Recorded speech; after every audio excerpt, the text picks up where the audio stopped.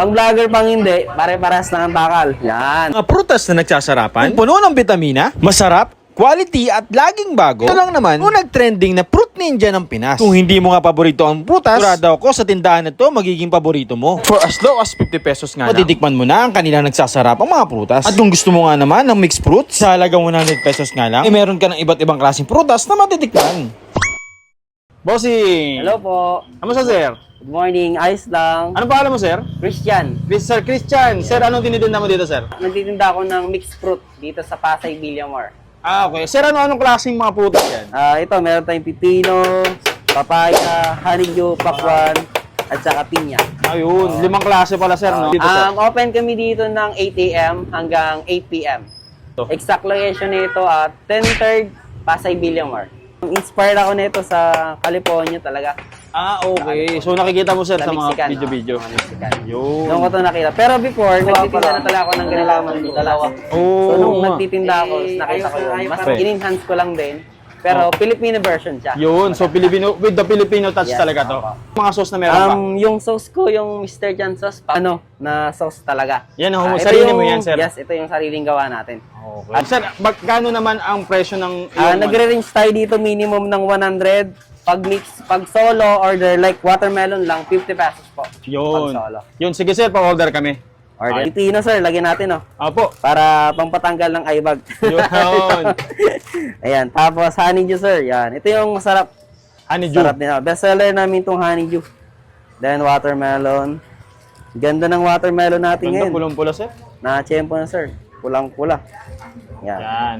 So ito, pang vlogger, pang hindi, pare-parehas na ang bakal. Yan. So ito na sir yung 100 pesos. Kahit hindi pa yan po, malaki I'm pretty sure na busog ka na dito sa 100 pesos. Kaya nga, grabe, ang dami na. Sulit na, Yan, no? sulit yan, sir. Yan. Kamala, sir.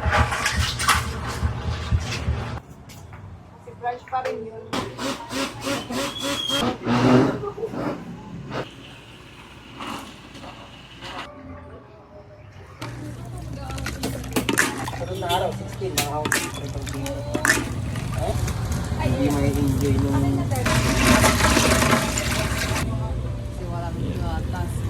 Mga bossing, so nandito nga tayo ngayon sa may 10th Street, 3rd Street ng Villamor, Pasay at dinayo nga natin si Fruit Ninja PH. So guys, dito nag-offer sila ng different kind of mga fruits. Guys, ito, ganito siya kadami So napa-order na nga tayo ng isang bugkos ng kanilang mga prutas dito. 100 pesos lang, napakarami at napaka-healthy na nung ino-offer nila. Guys, di ba? So meron silang dito homemade na mga sauce. And then meron din sila ditong salt na kanilang mix din. So tikman natin.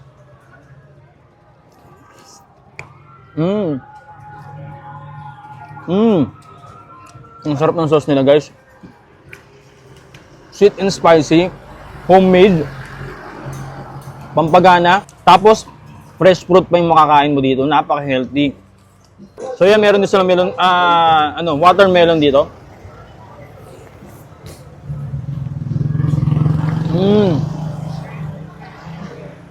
Napakasarap, guys. Yung sauce talaga nila yung nagdadala. Tapos napaka-fresh ng fruits. Lahat dito, guys, ay bagong deliver lagi. Talagang kumukuha sa dito quality prutas lagi. Hindi yung mga patapon na. Sa akin ganito kadami, guys, na na prutas. Pabibili mo to sa supermarket, napakamahal, di ba? Dito 100 pesos lang.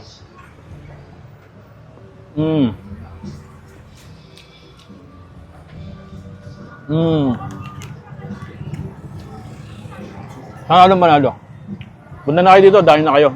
So meron din sila dito mga fresh fruit juice na worth 50 pesos, 70 pesos lang. So ganito, guys, kalaki, 70 pesos nila, parang 22 ounce na to. 22 ounce. Tapos ito, guys, ay actually ito 70 pesos kasi melon to, 'di ba? Tapos may gatas, tama ba, may gatas, no? May gatas siya. Kasi ito fresh fruit juice, guys. So tingnan natin yung watermelon juice nila. Fresh, refreshing, ang sarap. Fresh fruit juice talaga. Panalo. Ito naman yung kanilang melon. Tingnan natin. Ang sarap. Manamis-namis. Tapos lasa mo talagang fresh. Yun lang.